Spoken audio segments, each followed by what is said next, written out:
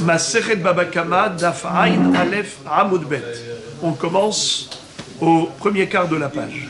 On reprend ce qu'on avait déjà vu, mais pour récapituler, pour mieux comprendre la suite, on va reprendre depuis Amar Rava. Il y avait une braïta qui nous enseignait que il y a 3 cas de figure qui font l'objet de la mahloket entre Rabbi Meir Baal Hanes et Rabbi Shimon Bar Yochai, 2 élèves de Rabbi Akiva. Quel est leur débat? Le débat, c'est par rapport à quelqu'un qui a volé. Ganav vetavach beshabbat, Ganav vetavach la'avodah zara, Ganav shor haniskal, utvaho, meshalem arba'a v'chamisha divrei Rabbi Meir, v'chachamim potrin. Quelqu'un qui aurait volé un bœuf ou un agneau pendant Shabbat, et ensuite il a fait la shrita pendant Shabbat, ou bien il a volé en semaine, pas forcément pendant Shabbat, mais il a fait la shrita pour avodah zara. Dans ces 2 cas de figure, il est hayav mita. Quelqu'un qui fait la shrita d'une bête pendant Shabbat, c'est une melacha qui le rend passible de ce qu'il a.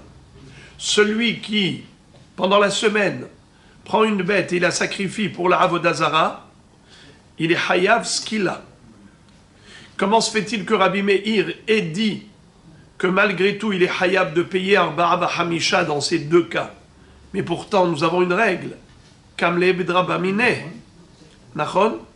On avait répondu qu'on parlait de shaliach. Le voleur a envoyé un shaliach pour faire la shrita pendant Shabbat, ou pour faire la shrita leshem avodah zara. Étant donné que ce sont 2 personnes différentes, le voleur a volé et il a envoyé quelqu'un pour faire la shrita, il doit payer arba'a v'chamisha. Tandis que le shaliach qui a fait une shrita interdite, telle que shrita beshabbat, ou shrita la'avodah zara, c'est lui qui est passible de la peine capitale. Donc le shaliach qui a fait la shrita est passible de la peine capitale pour shrita beshabbat ou shrita la'avodah zara, tandis que le voleur qui l'a envoyé, lui sera hayav de arba'a v'chamisha pour la shrita du shaliach. Et la Gemara avait posé la question légitime, mais en shaliach idvar avera. On a une règle. Lorsqu'il y a 2 personnes, l'un a envoyé l'autre faire la avera, c'est le shaliach qui est responsable. L'envoyeur n'est pas tenu coupable, car il n'y a pas de notion de shlichut pour la avera. Comment se fait-il que pour arba'a v'chamisha, où il est considéré shaliach? Réponse, c'est une exception. C'est l'exception qui confirme la règle. Bien qu'en général, il n'y a pas de notion de shaliach pour une avera, sauf pour arba'a v'chamisha. Et nous avions vu les 3 références que la Gemara a citées pour déduire que la Torah a enseigné cette exception. Ensuite, on a Rabbi Shimon qui lui disait qu'il est patour. En effet, ce shaliach est patour. Comment se fait-il qu'il est patour? C'est-à-dire que quand le voleur a envoyé un shaliach pour faire la tviha, pour faire la shrita, beshabbat ou la avodah zara, le voleur ne payera pas arba'a v'chamisha. Mais pour quelle raison il est dispensé? Pourtant, on vient de dire que yesh liach lidvar avera pour arba'a v'chamisha. Réponse, c'est pour une autre raison. Pourquoi Rabbi Shimon dit patour? C'est parce qu'il est fidèle à lui-même. Il nous a enseigné de par ailleurs que la shrita ne s'appelle shrita que si elle aboutit à l'autorisation de manger la viande. Si la shrita ne cachérise pas la viande, c'est-à-dire une bête qui a été shritée, et pour raison X, cette viande n'est pas mangeable, ça veut dire que la shrita n'a pas abouti à l'autorisation de consommer cette viande, cette shrita n'est pas digne du nom de shrita. Si ça ne s'appelle pas shrita, donc il n'y a pas de arba'a v'chamisha. Donc c'est simple comme bonjour. Il n'y a pas de sanction. C'est limpide comme l'eau de roche. Mais par Hayav Mita, Qui? celui qui a fait la Shrita. Celui qui a fait la shrita, bien sûr, qu'il est Hayav Mita. Même si la Shrita n'est pas bonne, il est quand même Hayav Mita. Exactement. Il a fait une shrita pendant Shabbat. Ou il a fait shrita la Avodazara. Nous, on parle juste de Arba'a Bahamisha. Par rapport à Utvaho, Umcharo, il faut que ce soit une shrita Re'ouya. Ok. Pour cela, on a compris les deux avis, Rabbi Shimon et Rabbi Meir, par rapport à Shochet Beshabbat et Shochet la Avodazara. Quel était le troisième objet de la mahloket entre Rabbi Shimon et Rabbi Meir? C'était par rapport au Shor Aniskal. Le Shor Aniskal, c'est un taureau en corner qui a tué un juif, qui est passible de lapidation, comme la Torah le dit, Hashor Isaker. Il faut lapider le shor. Mais si, pour raison X, le shor n'a pas été lapidé, c'est-à-dire qu'on n'a pas eu encore le temps de le lapider à ce taureau, eh bien, il est tout de même interdit au profit. Imaginons par exemple que le propriétaire a été très malin.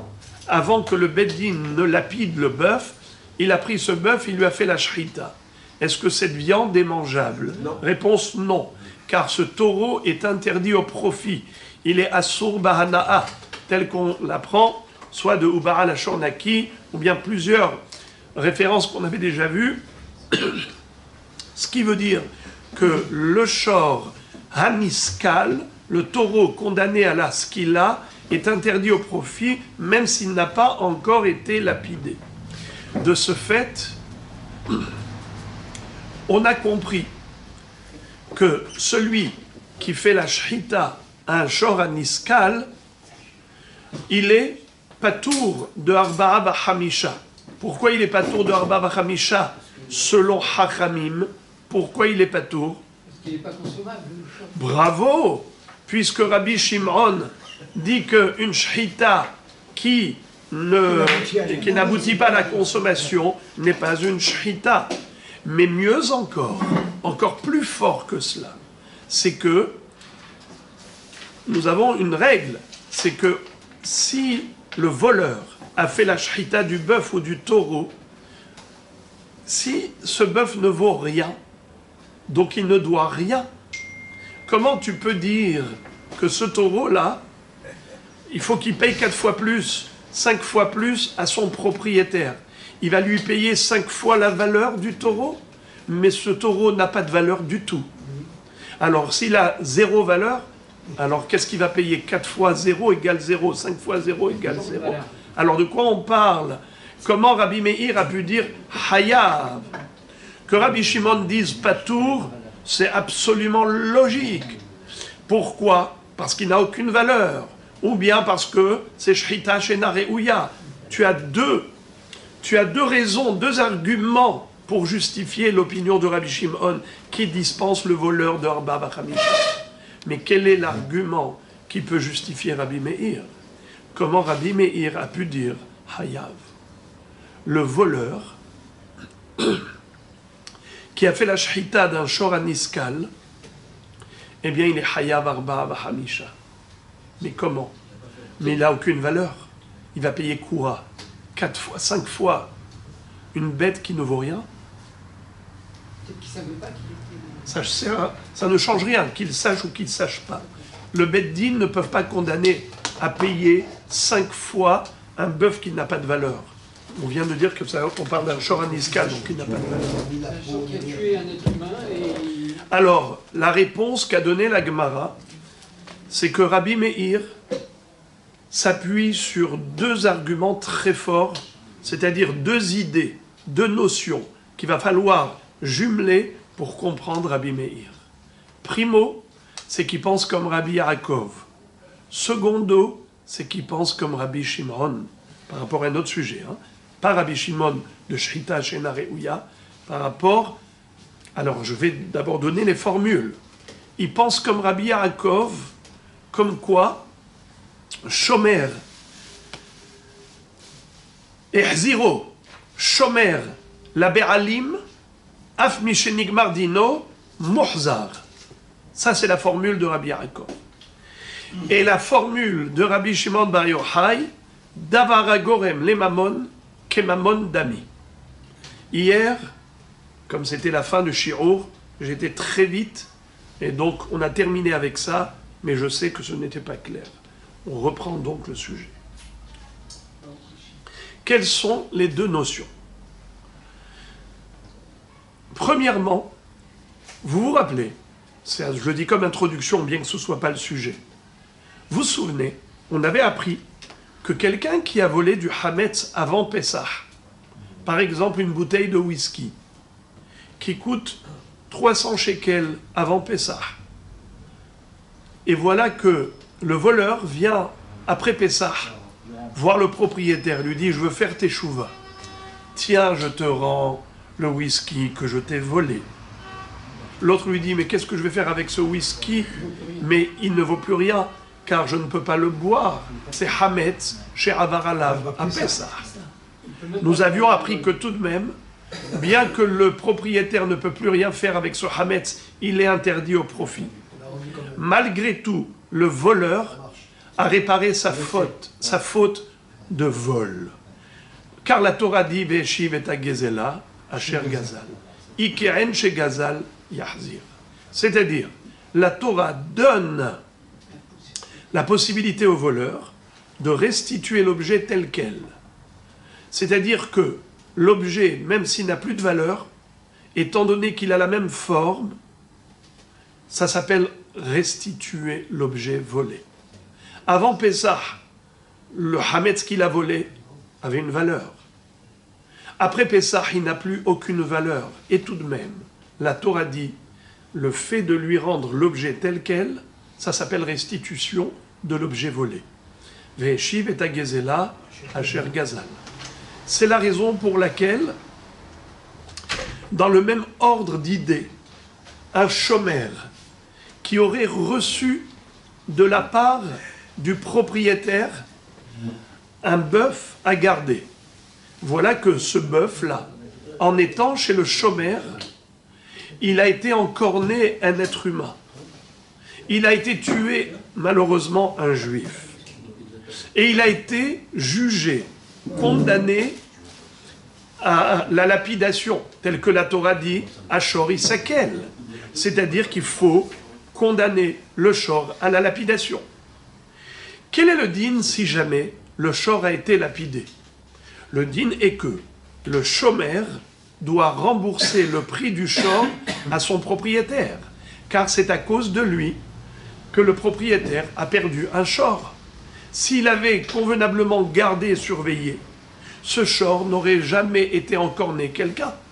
Si ce shor a encorné quelqu'un, ça relève de la négligence du shomer, car il n'a pas surveillé convenablement ce shor, qui n'encorne personne.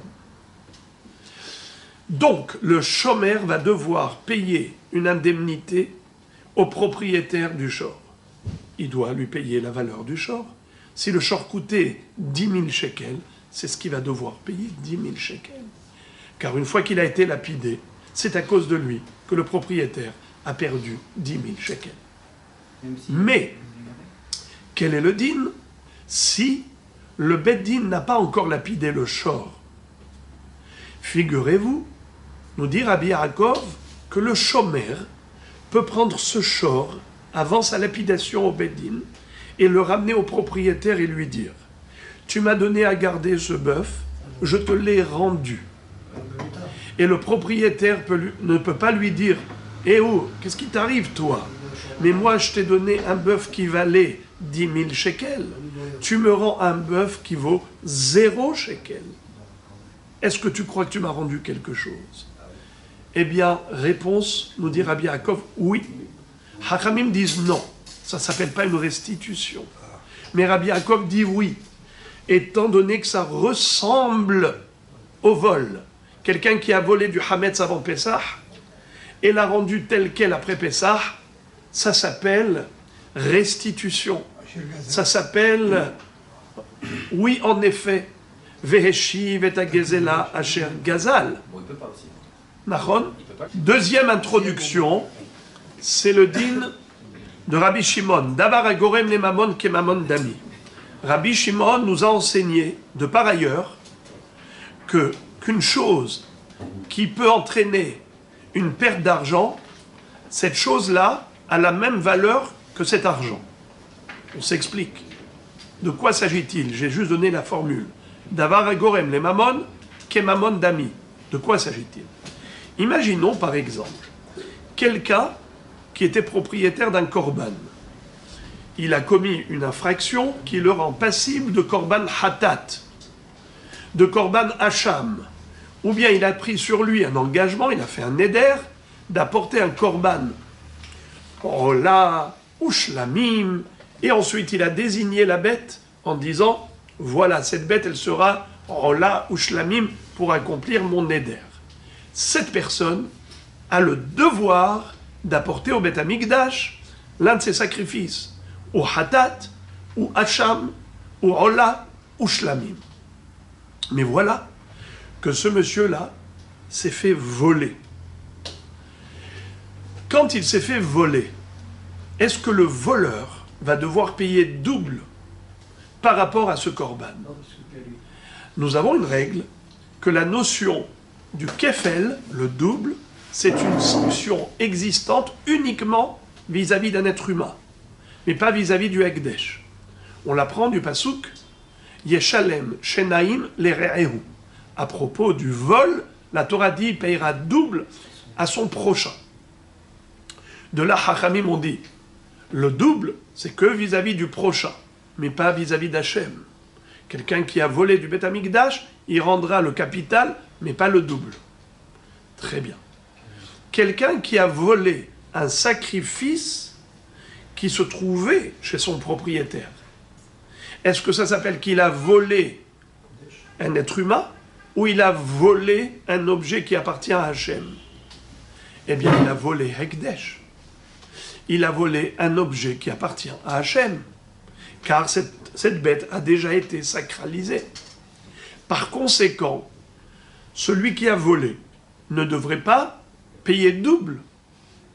Et pourtant, Rabbi Shimon va dire Kadashim chez Hayav be'acharayutan, Hayav meshalem kefel.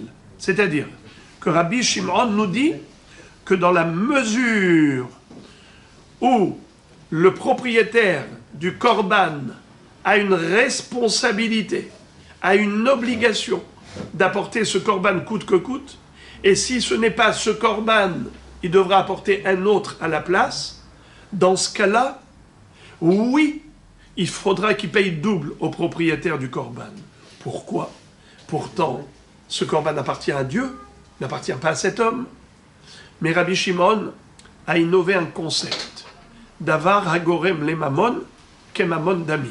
C'est-à-dire, étant donné que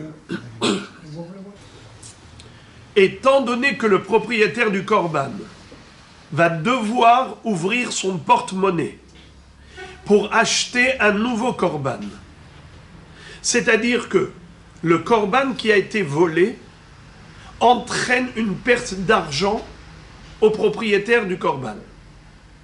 C'est-à-dire que le voleur, quand il a volé le korban, certes le korban il appartient déjà à Hachem, mais ce korban qui appartient à Hachem quand il est volé, il entraîne une perte d'argent au propriétaire.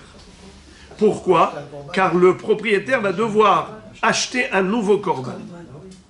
Donc, étant donné qu'à cause du korban qui a disparu, le propriétaire va devoir acheter au marché encore une autre bête pour remplacer la première qui a été volée, donc la bête profane qu'il va acheter au marché pour la sacraliser à nouveau à la place de la première, c'est une perte d'argent. Cet argent-là qu'il a perdu, c'est à cause du vol du sacrifice, le vol de la bête qui était sacrée. Davar hagorem les mamon, ke mamon dami. Même si la bête elle-même ne s'appelle pas appartenant au propriétaire parce qu'elle est Ekdesh, mais étant donné que indirectement, par ricochet, en étant volée, elle entraîne une perte d'argent du portefeuille du propriétaire, c'est comme s'il lui a volé cet argent même. Davar agorem le mamon ke mamon dami. Puisque le sacrifice volé entraîne une nouvelle perte d'argent au propriétaire, donc en volant le sacrifice, c'est comme s'il lui a volé cet argent du porte-monnaie qu'il va devoir débourser à nouveau. Il va devoir aller acheter au marché une nouvelle bête. Ça, c'est Rabbi Shimon qui considère que celui qui a volé un korban doit payer double au propriétaire. Car ce korban s'appelle, bien qu'il est Ekdesh, il s'appelle appartenant à son propriétaire, car il entraîne la perte d'argent d'une nouvelle bête à la place de celle qui a été volée. Une fois qu'on a compris ça, voilà la deuxième notion qui est une introduction à la compréhension de Rabbi Meir. Premièrement, Rabbi Meir pense comme Rabbi Yaakov, que le shomer qui a laissé la bête encorner un individu et qui a été condamné à la lapidation pour cet encornement parce qu'elle a tué un homme, malgré tout, bien que cette bête elle est interdite au profit, si le shomer rend le taureau tel quel au propriétaire, ça s'appelle restitution valable. Imerziro la be'alim muhzar. Ça s'appelle hazara. Il a rendu, tu lui as donné à garder, il te l'a rendu. Ah, mais quand il t'a donné à garder, c'était un shor qui avait une valeur de 10 000 shekels, maintenant c'est 0 shekel. Malgré tout, étant donné que c'est le même taureau, tout va bien. Première introduction. Deuxième introduction, Davar egorem le mamon, ke mamon dami. Rabbi Meir, il pense aussi comme Rabbi Shimon qui dit Davar egorem le mamon, ke mamon dami.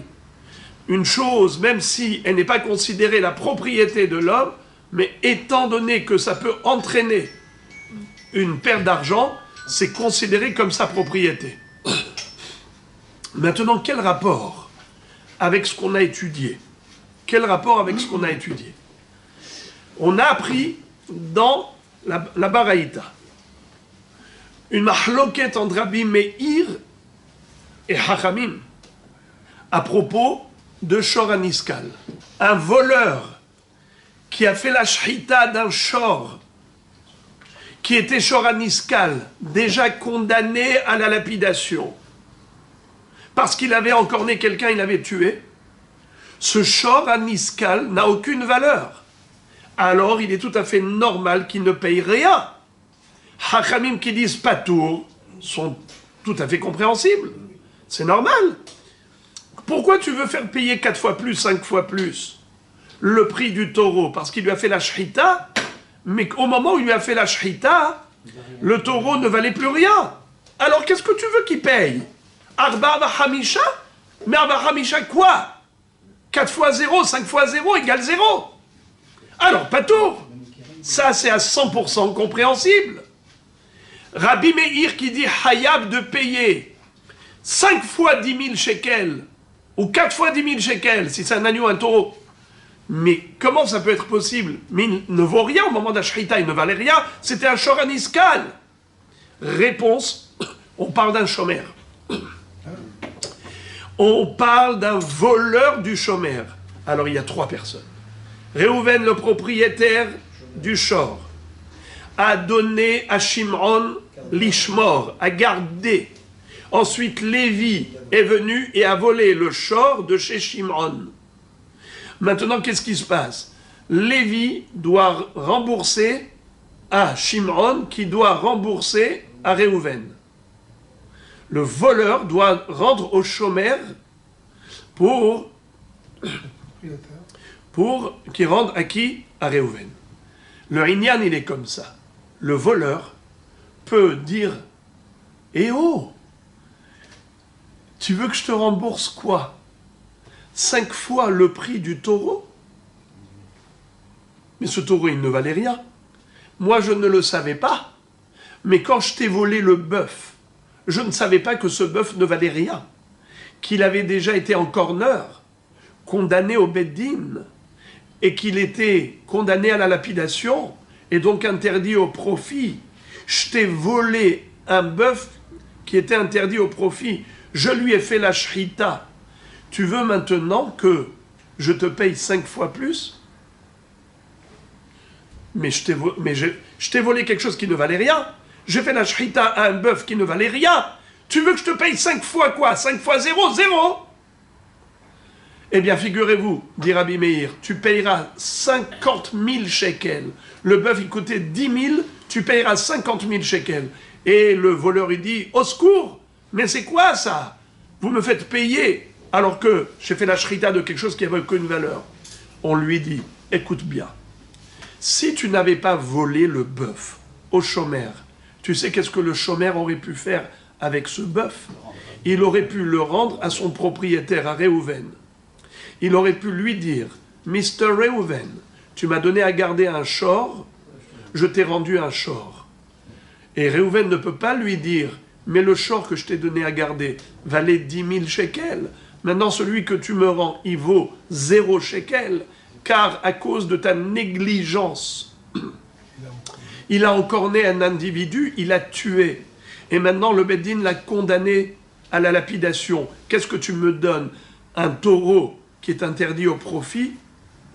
Eh bien, Rabbi Yaakov dit, oui, il peut malgré tout le lui rendre.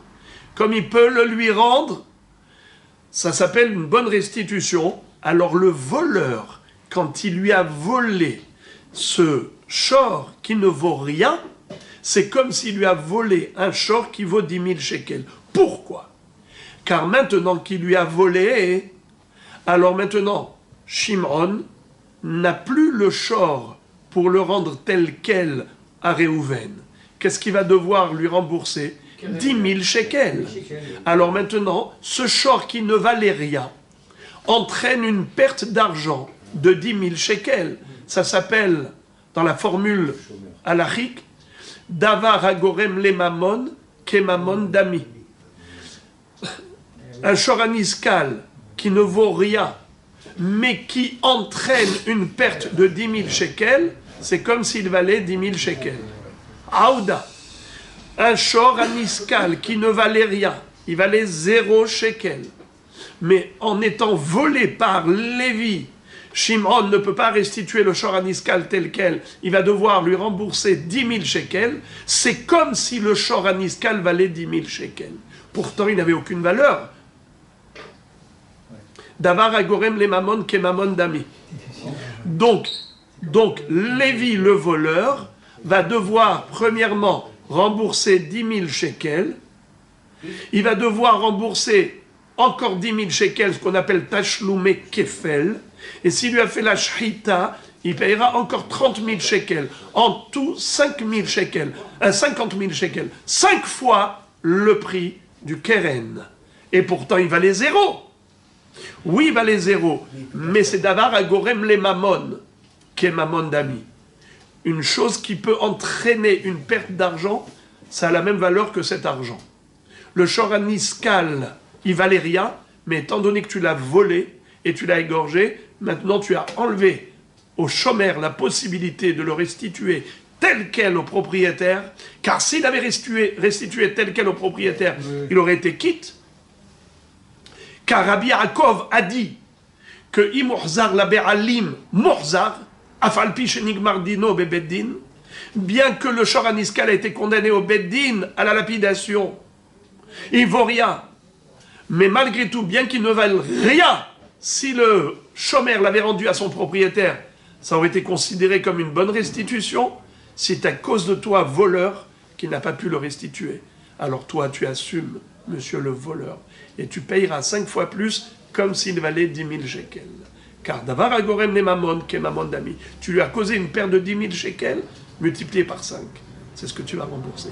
Voilà pourquoi Rabbi Meir a dit Hayav. Et ce qui est très beau ici, ce qui est merveilleux, c'est que le chômeur, qui au début a perdu 10 000 shekels, a gagné au bout du compte 40 000 shekels.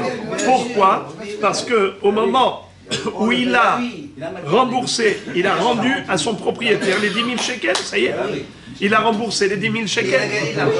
Mais d'autre part, le voleur, on a dit qu'il est considéré comme voleur de qui? Voleur du shomer, puisqu'il a été gorem les mamon. Eh bien, c'est le shomer maintenant qui va gagner. Lorsqu'on va attraper le voleur, après avoir fait la shrita du shor aniskal, il va payer 5 fois plus, il payera 5 fois plus au voleur. Au shomer, pardon. Et maintenant, je vais juste relire tout ce que je viens de dire. On va juste le relire depuis les mots Amar Rava. Rien que la lecture, et je vais ponctuer, je vais m'arrêter à la fin des phrases pour que vous entendiez tout ce qu'on a expliqué. Amar Rava. Hacha bemay askinan kegon shemesaro le shomer vehizik bebet shomer vehuad bebet shomer venigmar dino bebet shomer ורבי מאיר סבר לה כרבי יעקב וסביר עליה כרבי שמעון. סבר לה כרבי יעקב דאמר אף מי שנגמר דינו החזירו שומר לבעלים מוחזר. וסבר לה כרבי שמעון דאמר דבר הגורם לממון כממון דמי. דתנן רבי שמעון אומר קדשים שחייב באחריותן, חייב. עלמא, דבר הגורם לממון, כממון דמי. Voilà les amis, on a clôturé un sujet. Et maintenant, la Gemara va rebondir sur ce que nous avions appris précédemment.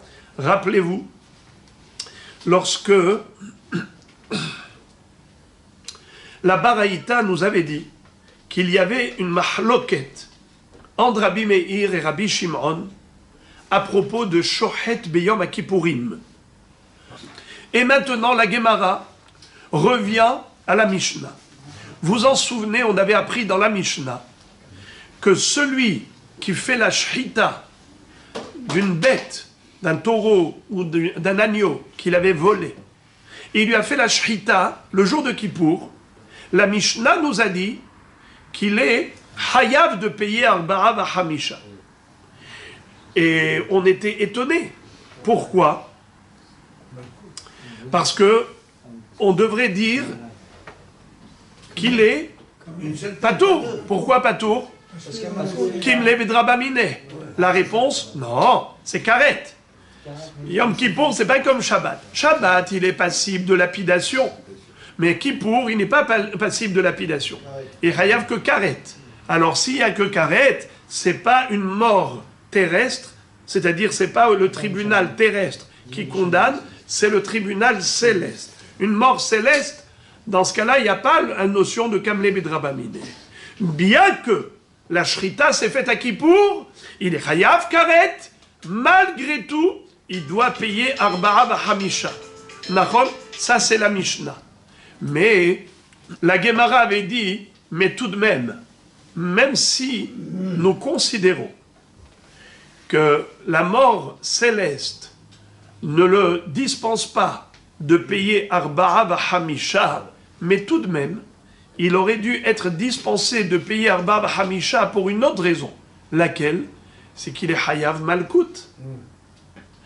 Puisque il n'y a pas de hiyuv mita, il y a juste hiyuv karet, mais on avait déjà dit que si le tribunal terrestre lui donne les 39 coups pour avoir transgressé le issour d'une melacha à Kippour, eh bien ça le dispense du karet. Et en effet, il sera hayav malkout. S'il y a 2 témoins qu'il avait avertis avant de faire la shrita pendant Kippour, il recevra 39 coups, Bedin.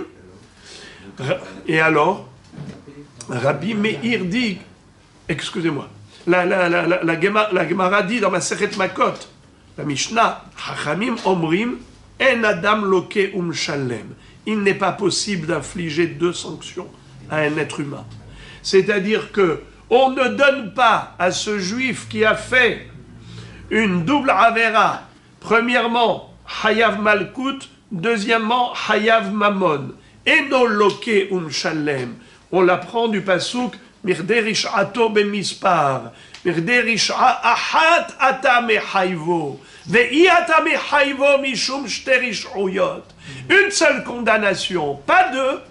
Alors comment est-ce possible que la Mishnah ait dit que celui qui a volé et fait la shchita pendant Kippour, il doit payer Arba Hamisha, mais c'est juste impossible, car pour cette shchita, il reçoit déjà Malkout. Alors pourquoi tu le fais payer Arba Hamisha?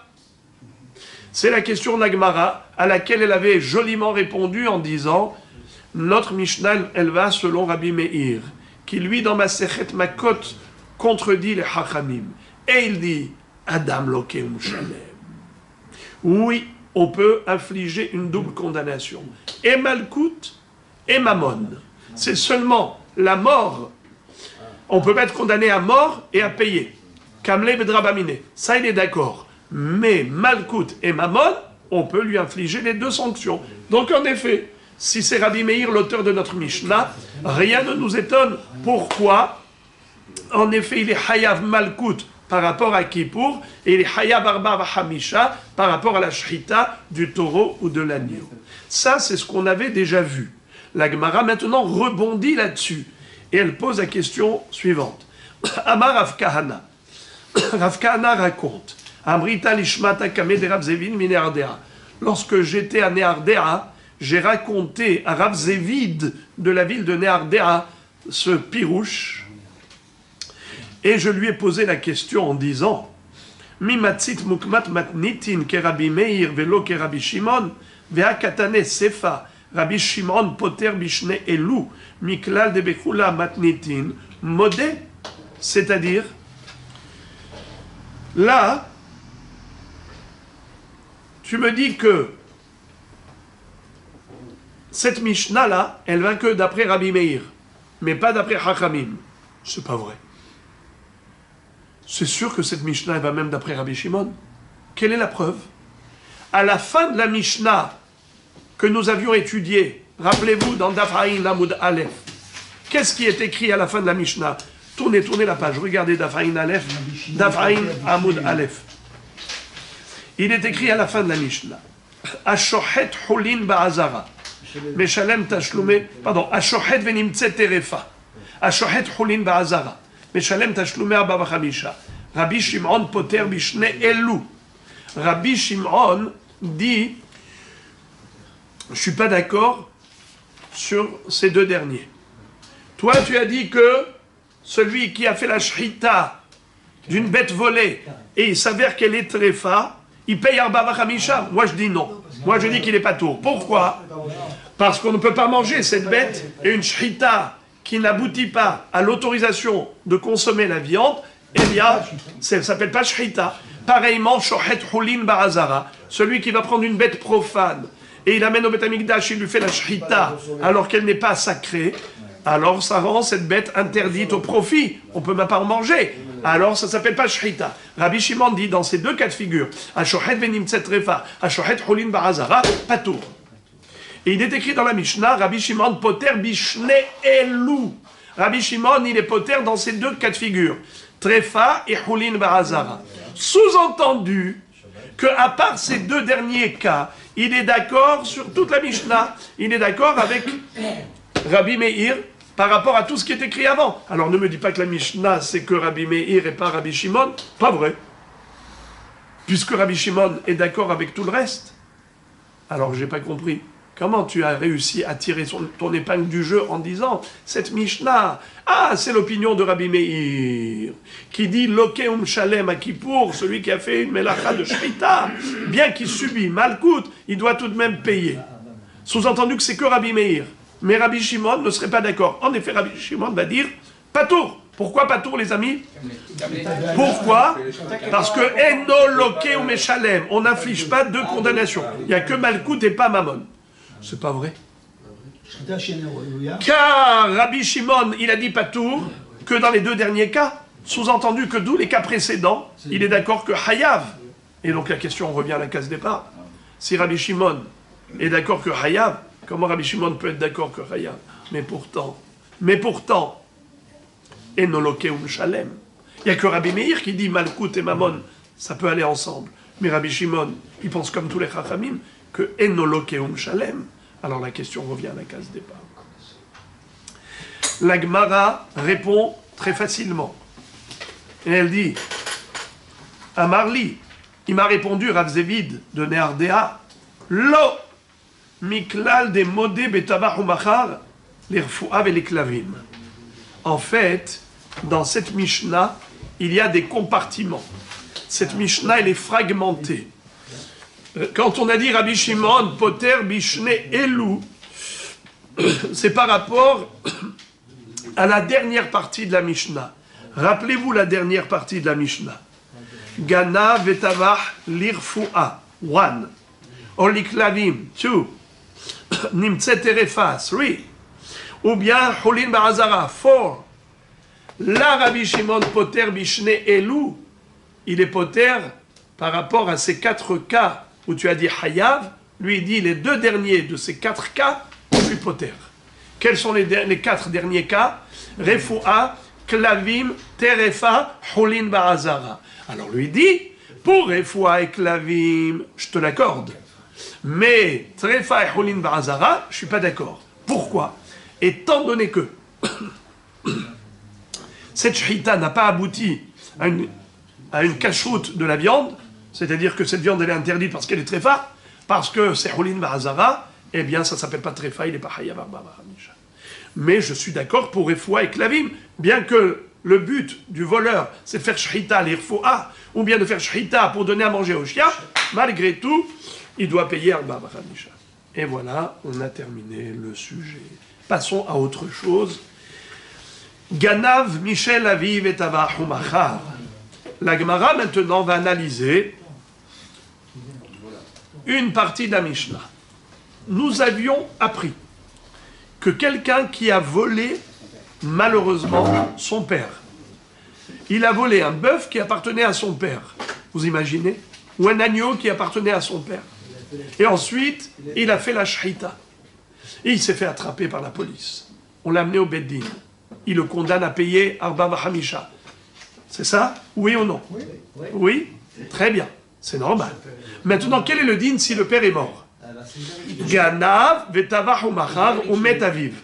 C'est pas de problème, il devient héritier. Il devient héritier. Alors, est-ce qu'il doit payer Arba Hamisha, oui ou non? Il se paye lui-même, oui.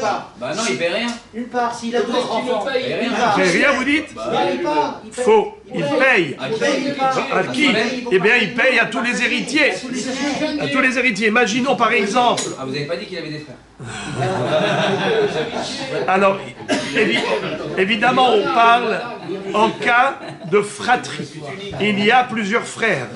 Au moins un frère. Ok? Étant donné qu'il y a plusieurs frères dans cette fratrie, quand le père est mort, les enfants doivent hériter du patrimoine héréditaire. Maintenant, est-ce qu'il doit leur donner, par exemple, s'ils sont 5 frères, exemple, il n'y a pas de Bechor pour ne pas rentrer dans des complications du Bechor qui prend 12. Imaginons maintenant, ils sont 5 frères à égalité. D'accord? Lui, il doit donner à ses frères combien? 80%. C'est-à-dire que lui prendra un 5e, il est l'un des 5, mais il leur donnera à chacun 20%. 4/5. Maintenant, quel est le din dans un cas inverse? C'est-à-dire, d'abord il a volé du père, ensuite le père est mort, ensuite il a fait la shchita. Il est déjà héritier de la bête, il est déjà héritier de la bête. Donc il n'a plus le même tarif. Il est héritier, donc il va payer moins. Combien il paye? Double. Non, il paye rien du tout. Bravo! Eh bien, la Mishnah, dans Daf Aïn Dalet, va nous enseigner qu'il ne paye rien du tout. Non, 80% de la bête, à ses frères. C'est ce que la logique veut. Mais nous allons apprendre d'un pasouk, on va le déduire d'un pasouk, bien que la logique dit comme vous dites, mais on va apprendre d'un pasouk que non. C'est-à-dire, alors regardez Rabotai, au moment où il a volé son père était vivant. Donc maintenant qu'il a volé, combien il doit au père? 12. Quelqu'un qui a volé, qui s'est fait attraper, il paye que le double. Après, quand il fait la shrita, il doit rajouter encore 3 fois plus. 2 fois plus 3 fois, ça fait 5 fois plus. Maintenant, ça dépend quand est-ce qu'il a fait la shrita. Est-ce qu'il a fait la shrita avant la mort du père ou après la mort du père? Si c'est avant la mort du père, alors il doit payer 5 fois plus au père. Et donc, puisque le père est mort, c'est 5 fois plus, il doit les payer aux héritiers. Lui, il touchera quand même un cinquième. Mais un cinquième parce qu'ils sont 5 frères. Un tiers s'ils sont 3 frères. La moitié s'ils sont 2 frères. Vous avez compris. Alors maintenant, si c'est l'inverse qui s'est produit au niveau chronologique, d'abord il a volé, ensuite le père est mort, ensuite il a fait la shrita. Alors bravo, il paye que le kefel. Au niveau du kefel, il partagera avec ses frères. Mais au niveau de shrita, on doit rajouter encore 3 fois plus, là il paye rien. Pourquoi logique? Quoi logique? Quelle logique? Il y a 0 logique. C'est un passouk, on verra après. En tout cas, on a compris donc cette halakha, la symétrie entre les deux Mishnayot. Vous avez dit depuis le début qu'on a 2 Mishnayot ici, l'une dans Daf Aïn et l'autre dans Daf Aïn Dalet. La première, je l'appelle positive, la deuxième, je l'appelle négative. C'est-à-dire que, quels sont les cas de figure où il est hayab de payer Arba Vachamisha et dans quel cas de figure il n'est pas tour de Arba Vachamisha. C'est-à-dire que nous avons une chose et son contraire. Presque les mêmes cas, là tu dis hayab et là tu dis patour. Juste par rapport à certains éléments qui font la différence. Maintenant, ça c'est juste pour vous remettre dans le contexte que je vous ai rappelé ça, mais ça ne sert à rien qu'on débatte d'un sujet qu'on verra plus tard. Les sources, les références, on ne cherche pas maintenant les raisons. Ce qu'on veut juste savoir quelle est la halakha. Dans le cas de Ganav, Michel Aviv, Vetavah ou Met Aviv, Hayav Arba Vachamisha. C'est ça ce qui est écrit. Maintenant, la Gemara va se focaliser sur un débat, sur une question très curieuse, très intéressante. Lisons.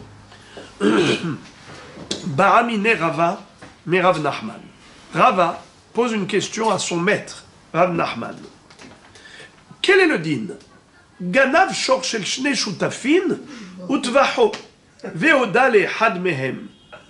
Hamisha bakar amara hamana velo hamisha hatzae bakar odilma hamisha bakar amara hamana vafilu hamisha hatzae bakar. Il lui pose la question suivante. Quel devrait être le din au cas où un homme a volé une bête qui appartenait à 2 associés? Il y avait 2 propriétaires. On va les appeler Réhouven et Shimon. Lévi, le voleur, a volé la bête qui appartenait à Réhouven et Shimon. Après l'avoir volée, il a fait la shrita. Jusqu'ici, tout va bien. Si jamais il se fait attraper, il va devoir payer Arba Vachamisha. À qui on donne les Arba Vachamisha? Moitié-moitié. 50% de Arba Vachamisha à chacun d'entre eux. Jusqu'ici, tout va bien. Maintenant, les amis, écoutez ça. Est-ce que vous connaissez la règle Modé Biknas Patour? Traduisez-moi ces 3 mots. Modé Biknas Patour. Excellent. Quelqu'un qui reconnaît sa faute devant le Beddin avant qu'on l'attrape, avant qu'il y ait des Edim, parce que si les Edim l'ont déjà attrapé et qu'il reconnaît, merci pour tes bons et loyaux services, ça ne sert à rien. Étant donné que Modé Biknas Patour, alors il ne remboursera que le Keren, que le capital, mais il ne payera pas le double, car c'est un knas. Il ne payera pas non plus Arba Vachamisha, quelqu'un qui a fait la shrita du bœuf ou de l'agneau, il doit payer normalement Arba Vachamisha, il ne payera pas, car ce n'est pas les Edim qui l'ont attrapé, c'est lui qui est venu avouer sa faute, Modé Biknas Patour. Jusqu'ici, c'est pas shoot. Alors je répète, un homme qui a volé un shor ossé, utvaho mecharo, il aurait dû payer Arba Bachamisha s'il s'était fait attraper, mais s'il est modé Biknas, pas tout. Ça, c'est clair. Maintenant, écoutez le cas complexe. Concentrez-vous 45 secondes. On a ici Réhouven et Shimon, deux propriétaires de la bête. Lévi, le voleur, il a non seulement volé la bête, il lui a fait la shahita. Mais maintenant, qu'est-ce qui s'est passé?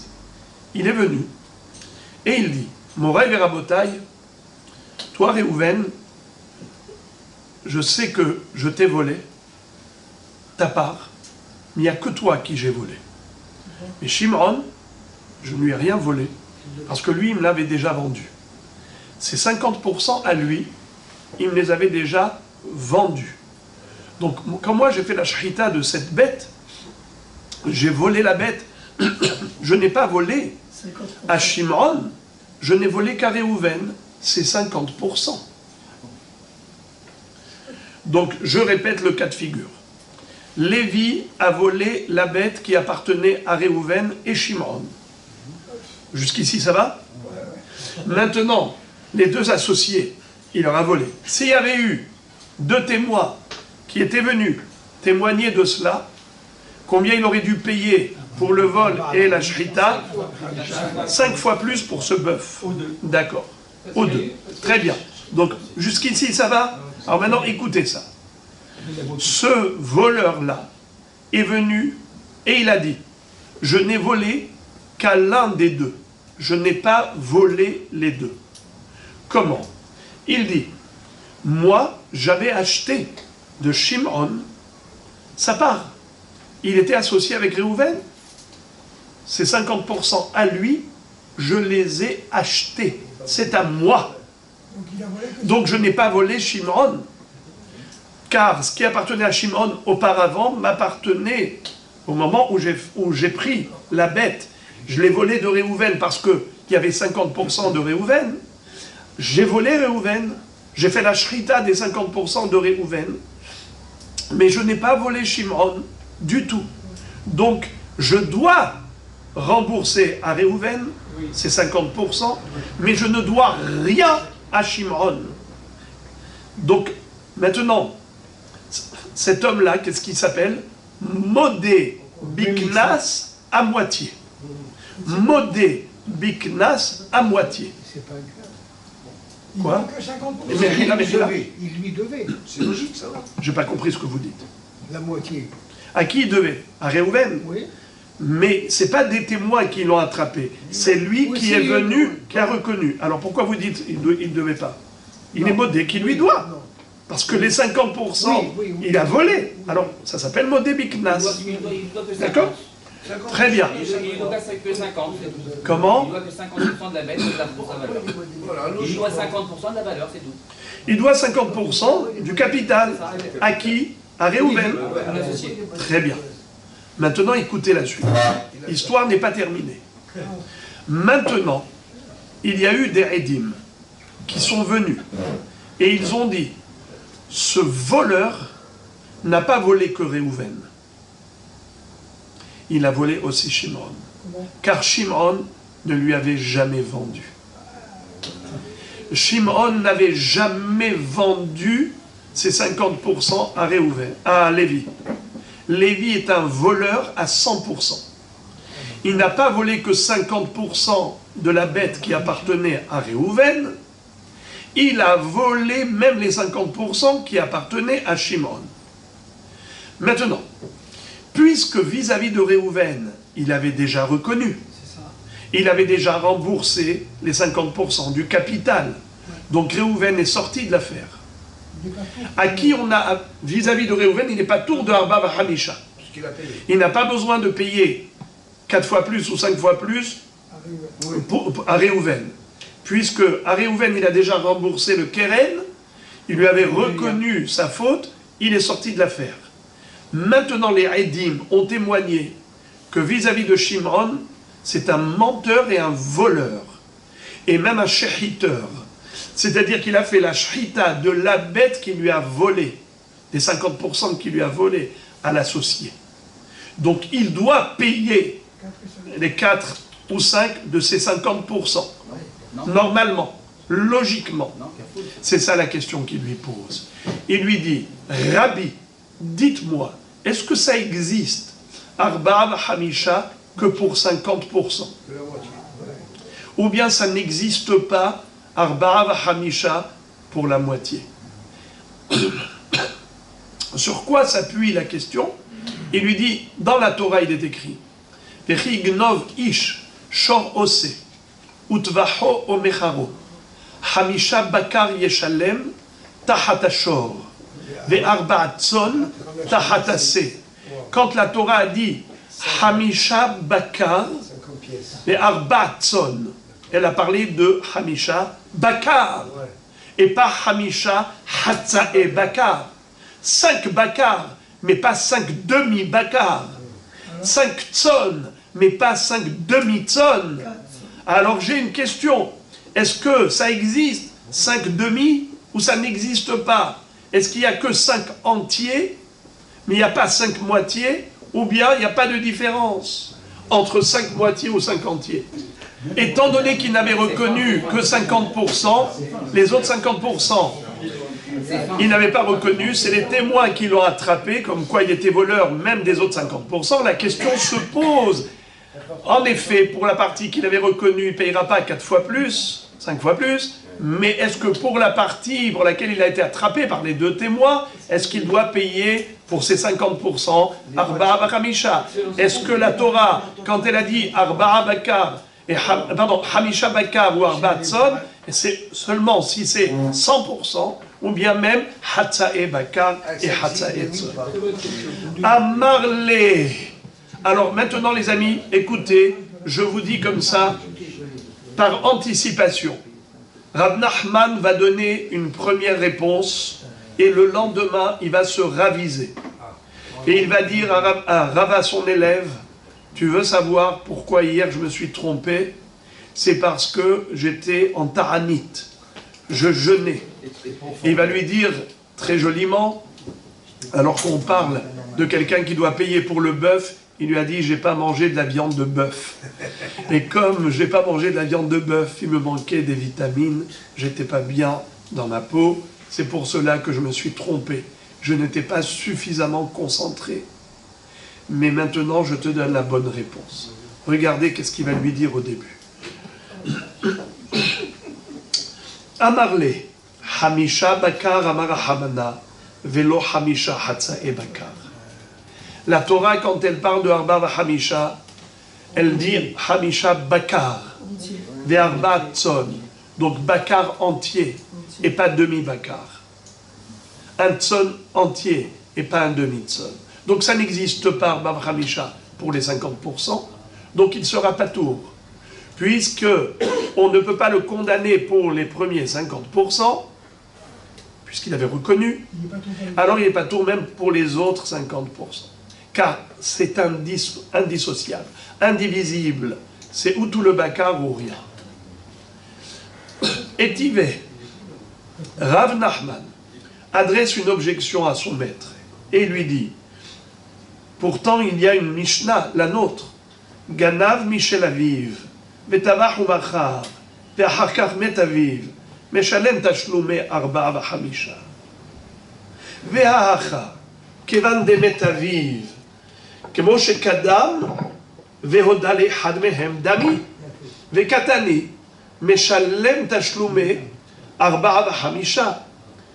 Il lui dit, Rav Nachman, mais comment tu peux le dispenser de payer 4 و5 car tu prétends qu'il n'existe pas 4 ו5 que pour 50%, que pour une partie de la bête. C'est ou tout ou rien.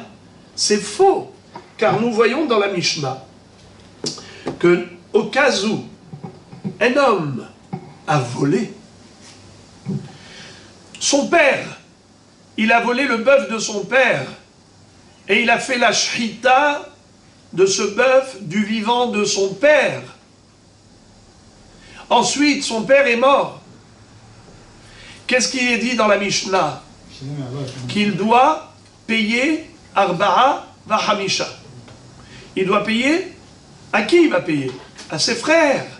qui sont les autres héritiers. Mais combien il va payer? Il va payer que ce qui leur revient de droit. Imaginons par exemple qu'ils étaient deux frères. 50-50. 50 il garde. Il ne payera que 50. Quand on dit 50 il garde, c'est pas qu'il se paye les 5 fois plus. Il ne se paye pas, il ne paye rien. Car les 50% qui lui appartiennent, il ne les doit à personne. Mais par contre, il doit à son frère héritier les autres 50%.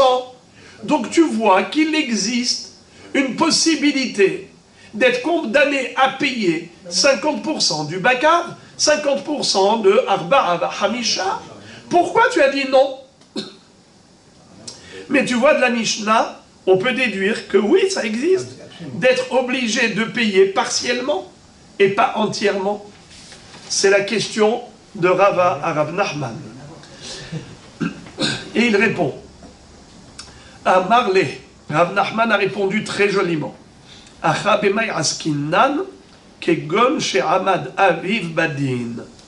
on peut dire que la Mishnah parle du cas suivant. Lorsque le fils avait volé le père, il lui avait pris son shor ou son sé, et ensuite il avait fait la shrita, le père a poursuivi son fils en justice, car deux témoins étaient venus, et ils avaient témoigné contre le fils au profit du père. Le père a été au Beddin. Le Beddin a condamné le fils à rembourser son père et aussi à lui reverser une pénalité de Hamisha ou Arba'a Hamisha. Donc, étant donné que le fils avait déjà été condamné à payer 100% du bakar au père, alors quelle est ta question? Tu as voulu démontrer qu'on peut condamner quelqu'un à payer 50%. C'est faux. La Mishnah ne parle pas d'un fils qui a été condamné à payer après la mort du père, à payer juste 50% à son frère. Non! Il avait déjà été condamné à payer 100% du prix de la bête multiplié par 5 à son père, du vivant de son père. Alors maintenant, quand le père est mort, il doit donner à son frère héritier 50%. Et les autres 50%, il n'est pas tôt. Est-ce que tu as un problème avec ça? Non. Alors ta question est tombée à l'eau. Donc voilà comment Rav Nachman se maintient dans sa position. Comme quoi, il n'existe pas de possibilité de condamner quelqu'un à payer 50% de Arba'a Hamisha. C'est ou tout ou rien. Alors maintenant, regardez comment Rava, l'élève, ne se laisse pas faire. Il lui dit, Aval, Rava va dire à Rav Nachman, il en ressort de ce que vous dites, Rabbi, Aval Amad Badin Mai, Eno Meshalem Tashlum et Arba'a Hamisha. Sous-entendu, que si le père n'avait pas encore poursuivi en justice son fils, et que le fils n'avait pas encore été condamné à payer Arba'a Hamisha, et que le père est mort avant que le fils ne soit condamné, dans ce cas-là, il ne sera pas condamné. D'après vous, Rabbi, il ne sera pas du tout condamné. Car vous dites qu'il n'est pas possible d'être condamné à payer la moitié de Arba'a Hamisha. Vous dites Bakar, Velo Hatsi Bakar. N'est-ce pas? Vous dites que c'est ou tout ou rien. Donc ce garçon-là, il n'a pas encore été condamné parce que son père est mort avant la condamnation. Eh bien, vous dites maintenant qu'il est mort, on ne peut pas le condamner. Pourquoi? Car il y a une partie qui lui appartient, donc il ne sera pas condamné vis-à-vis de lui-même. Donc il sera condamné que par rapport au frère. Et donc ça fait que une partie. Et vous dites que ça n'existe pas de condamner à une partie. Donc d'après vous, en effet, il ne sera pas tour. Oui? Alors pourquoi, quand la Mishnah suivante, dans Daf Ain Dalet, qui est le négatif de notre Mishnah, comme j'ai dit, notre Mishnah c'est le positif. La Mishnah suivante c'est le négatif. Dans notre Mishnah on a tous les Hayav, Hayav, Hayav. Dans l'autre Mishnah on a tout Patour, Patour, Patour. Regardez comment la Mishnah elle nous a présenté le positif et le négatif. Écoutez ça. Ganav Michel Aviv. Vetavach ou Machar. Ou Met Aviv. Meshalem Arba Vachamisha. Dans notre Mishnah qui est positif, c'est écrit, il a volé son père. Ensuite, il a fait Dviha ou Mechira. Et ensuite, son père est mort. Il devra payer Arba Vachamisha aux frères. Selon vous, de quoi il s'agit? Du cas où il a déjà été condamné par le Beddin à payer Arba Vachamisha du vivant du père. C'est ce que vous avez dit, Ram Nachman. Donc il faut rajouter entre parenthèses Ve'amad Beddin. Très bien, tout va bien. Continuons la Mishnah suivante. Quand elle veut nous donner le négatif, qu'est-ce qu'elle dit? Dans quel cas patour? Écoutez bien. Ganav Michel Aviv, ou Met Aviv, ou Met Aviv, ou Met Aviv, patour. Vetavach Machar, excusez-moi. Ganav Michel Aviv, ou Met Aviv, Vetavach Machar, patour Me'arba Vachamisha. Très bien. Vous me dites que quand le père est mort, étant donné qu'il a déjà hérité une partie de la bête, donc une partie de la bête lui appartient, comme on va le voir, qu'on apprend du passouk, Utvaho Omecharo, c'est quoi Utvaho? Utvaho Kulo. Il faut qu'il fasse la shrita de l'objet qui est entièrement volé. Mais si une partie de l'objet lui appartient, donc c'est pas une bête qui est entièrement volée, donc il n'y a pas de Arba Vachamisha. C'est comme ça que la Mishnah a trouvé le cas de Patour. Répétons, Ganav Michel Aviv, Met Aviv, Tavach ou Machar, Patour. Donc il ne payera rien aux frères héritiers. Pourquoi? Car au moment où il a fait la shrita, il y avait déjà une partie de la bête qui lui appartenait. Excuse me, pourquoi la Mishnah avait besoin d'aller chercher un autre cas pour nous trouver le digne de Patour? Mais selon vous, Rabbi, on aurait pu dire le cas de Patour, c'est très simple. Ahmad Bedin Hayav, lo Ahmad Bedin Patour. C'est-à-dire, qu'est-ce que vous avez dit, vous, Rab Nachman? Que la Mishnah qui a dit Hayav, c'est uniquement dans quel cas? Quand il a été condamné du vivant du père. Mais s'il n'a pas été condamné du vivant du père, alors il est patour. Eh bien, c'est ça ce que la Mishnah aurait dû dire. La Mishnah première, elle est positive. Hayav. Hayav comment? C'est quand il avait déjà été poursuivi en justice par le père, il a déjà été condamné du vivant du père à payer Arba Vachamisha. Donc Hayav. La Mishnah d'Afraïm Dalet qui cherche un cas de patour, qu'est-ce qu'elle aurait dû dire? Tu veux savoir comment patour? L'Oramad Bedin, si le père ne l'avait pas poursuivi en justice de son vivant. Alors les frères, après la mort du père, ne peuvent pas le poursuivre en justice. C'est ça ce qu'on aurait dû dire. Et la Mishnah n'a pas dit ça. La Mishnah, elle a été chercher un autre cas pour dire patour. Alors que l'iflog velitne bedida, la Mishnah, elle aurait pu établir un distinguo dans le même cas. Relisons. Il lui dit, il lui dit, mais étivé, regardez, Iachi, il lui dit, Iachi, Adetane Sefa, au lieu que dans la Sefa d'Afraïm Dalet, on nous dise, quel est le cas de Patour? Ganav Michel Aviv, il a volé son père, Oumet, et ensuite le père est mort, et ensuite il a fait la Shrita ou Mechira. Et non Meshalem Arba Vachamisha. Il ne payera pas Arba Vachamisha. Miflog Bedide. On n'avait qu'à établir un distinguo, même dans le premier cas de la Mishnah, la première Mishnah, en disant Bamed Varim Amurim Kshe'amad Bedin. Arim lo Amad Bedin. Et non Meshalem Tashlomer Arba Vachamisha. C'est comme ça qu'on aurait dû dire. Quand est-ce qu'il est Hayav? C'est seulement s'il avait été condamné du vivant du père. Mais s'il n'avait pas été condamné du vivant du père, pas tout. Pourquoi tu avais besoin d'aller chercher un cas de figure différent? À Marley, il lui a répondu Hachinami, tu as raison. Ta question est bonne et tu as raison. On aurait pu tout à fait énoncer ce cas pour dire patour. Dans le Dafraïn Dalet, on cherche des cas de patour. Tu as raison. Imlor Amad Bedin, patour. Alors pourquoi la Mishnah avait besoin de nous présenter un autre cas de patour? Il lui dit Aïdé de Nassiv Recha, Ganav Michel Aviv, Vetavach Umachar, Vehakach Metaviv, Nasiv Sefa Nami, Ganav Michel Aviv, ou Metaviv, Vehakach Tavach Umachar. C'est-à-dire, il lui dit la Mishnah, elle a préféré te présenter un autre cas qui est symétrique au premier cas.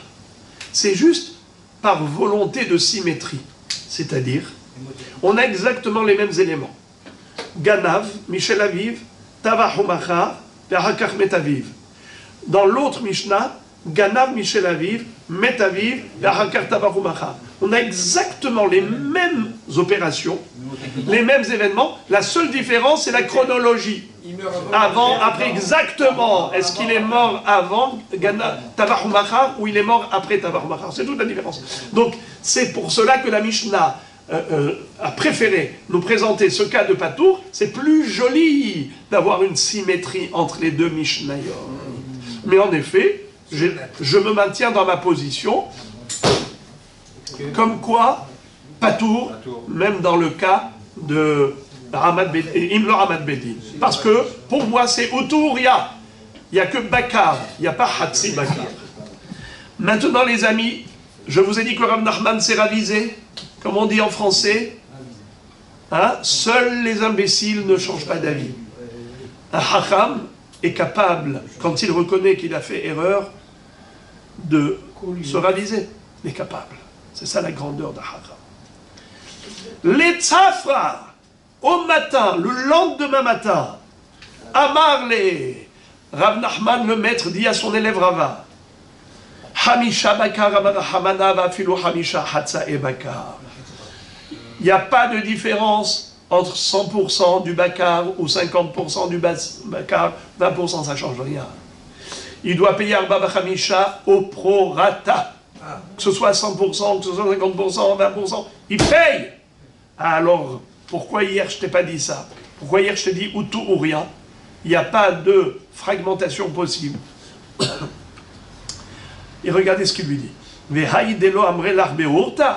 Hier soir, pourquoi je ne te l'ai pas dit? Delo achle bisra de Torah. Car je n'ai pas mangé de la viande de bœuf. Regardez Tosfot sur le côté. Regardez Tosfot sur le côté. Delo achle bisra de Torah. Sharoui beta'anit haya. Il jeûnait. Rav Nachman, je ne sais pas pour quelle raison il jeûnait, mais il jeûnait. Il était en plein ta'anit. C'est pour cela qu'il n'avait pas la lucidité d'esprit. Regardez le premier rachid de la page. Delo achle bisra de Torah lodikdakti ta'amo shel davar. Je n'ai pas été au fond du sujet. Je n'ai pas approfondi convenablement. Mais je me ravise aujourd'hui. C'est beau. Je me suis trompé. Donc quoi? Alors la Gemara dit la maïshna recha maïshna sefa. C'est-à-dire dans ce cas-là, quelle est la différence? C'est-à-dire maintenant que on a dit qu'il n'y a aucune différence. Si le père avait poursuivi en justice ou pas poursuivi en justice, il n'y a aucune différence. Il est toujours hayav de payer Arba Hamisha à ses frères. Alors maintenant la question est de savoir pourquoi dans la Mishnah suivante on nous dit Patour. Ça veut dire quoi Patour? Si la chronologie était inverse, d'abord il a volé le bœuf de son père, ensuite le père est mort, ensuite il a fait shrita. Là tu dis paye rien au frère héritier, payera que le keren, payera pas les Arba Hamisha. Rabotaï, pourquoi pas? Qu'est-ce que ça change? S'il a fait la shrita avant la mort ou la shrita après la mort, on parle plus de condamnation, vous avez tout oublié en une seconde. Mais on vient de dire que ça y est, il s'est ravisé Rav Nachman, donc ça ne change plus rien la condamnation. Condamné, pas condamné, ça ne sert à rien. On vient de dire que même s'il n'a pas été condamné du vivant du père, il peut être condamné après la mort du père. On vient de le dire. Par qui? Eh bien par le Beddin, car les frères vont le poursuivre en justice. Ah, c'est les frères qui poursuivent. Bien sûr. Alors maintenant, question. Pourquoi la deuxième Mishnah, elle dit Patour? Pourquoi la Mishnah dit que si la chronologie était inverse, il est Patour? Pourquoi Patour? C'est-à-dire, Ganav, Michel Aviv, Met Aviv, Tavach Umachar, Patour Me'arba V'chamisha. Pourquoi? Mais les frères, ils le poursuivent en justice. La réponse, regardez, je vous l'ai dit oralement, mais on va la lire. Regardez comment c'est très joli. Amarle Recha Karina Beutvaho Kulo Beisura. Sefa lokarinabe utvaho kulo beisura. C'est magnifique. Il lui dit, ça je le déduis du pasouk. Cette différence entre la première Mishnah qui dit Hayav et la deuxième Mishnah qui dit Patour, c'est par rapport au pasouk. Que dit le pasouk? Vechi gnov ish shor ose utvaho omecharo hamisha bakar yeshalem tahat ashor ve'arba tzon tahat ase. La Torah, qu'est-ce qu'elle dit? S'il a volé un shor ou un sé, utvaho, on aurait pu dire ve'tavah, il a égorgé. Au machar, on sait très bien qu'il a fait la shrita du bœuf ou de l'agneau. Il a vendu le bœuf ou l'agneau, on a compris. Tu m'as parlé du sujet. Je sais de quel sujet tu parles. Pourquoi tu dis utvaho omecharo? C'est pour dire tevaho kulo. Kulo! C'est-à-dire qu'il existe une shrita que partielle. C'est-à-dire, s'il est héritier, s'il est héritier d'une partie, alors on ne peut pas dire qu'il a fait la shrita d'un bœuf qui est entièrement volé. Car, écoutez bien, il a volé du père. Et ensuite, le père est mort. Il a hérité d'une partie du bœuf. Donc, lorsqu'il a fait la shrita de ce bœuf, il y a une partie qui est volée, une partie qui est à lui. Donc, il a fait la shrita au niveau Arba Hamisha. Il a fait la shrita que de la partie du frère. Donc, tu ne peux le condamner que par rapport au frère héritier. Mais par rapport à sa partie à lui, tu ne peux pas dire qu'il a fait la shrita d'une bête volée, car la moitié de la bête, elle est à lui. Eh bien, c'est la raison pour laquelle il est pas tôt. Mais pourquoi il a dit partiel? Ça, c'est dans la chronologie inverse. D'abord, il a volé, ensuite, il a fait la shrita, et après, le père est mort. Alors, au moment où il a fait la shrita, ça appartenait à son père. C'était à 100% volé. Mais maintenant, ça appartient à ses frères. Qu'est-ce qui appartient aux frères? Rien. À ses frères. Qu'est-ce qui appartient aux frères? Non, il est vivant, le père. Au moment où il a fait la shrita, à qui ça appartenait? Non! Le premier cas. Hayav dans le premier cas. Dans le deuxième cas, Patour, parce que le père était déjà mort, et ensuite il a fait la shrita. Donc quand il a fait la shrita, il fait la shrita d'une bête qui lui appartient partiellement, donc il est Patour. Mais pourquoi il n'est pas tout avec ses frères? C'est ça qui m'étonne. Parce que la Torah dit Utvaho Kulo. C'est seulement s'il a fait la shrita d'un objet qui est complètement volé. Mais s'il n'est volé qu'à 80%, puisqu'il a hérité une partie. Dans la société. Oui, mais c'est pas pareil. Dans l'associé, pourquoi? Non, vous entendez la belle question de Rabbi Daniel. Écoutez. On avait dit que si quelqu'un a volé de deux associés, eh bien, il sera hayav. Oui, en effet, il sera hayav. Alors pourquoi est-ce qu'ici il sera patour? Bonne question. Bravo. La différence, c'est que là-bas, les deux associés, il les a volés tous les deux. Donc c'est 100% volé. Utvaho, il a fait la shrita d'une bête qui est à 100% volée. Tandis qu'ici, quand il a volé son père, et ensuite le père est mort, et il a hérité d'une partie du bœuf, quand il a fait la shrita, il a fait la shrita d'une partie qui lui appartient. Donc c'est à 80% volé. Donc c'est pas tvaho kulo. La Torah a donné comme condition sine qua non qu'il fasse la shrita du 100% volé.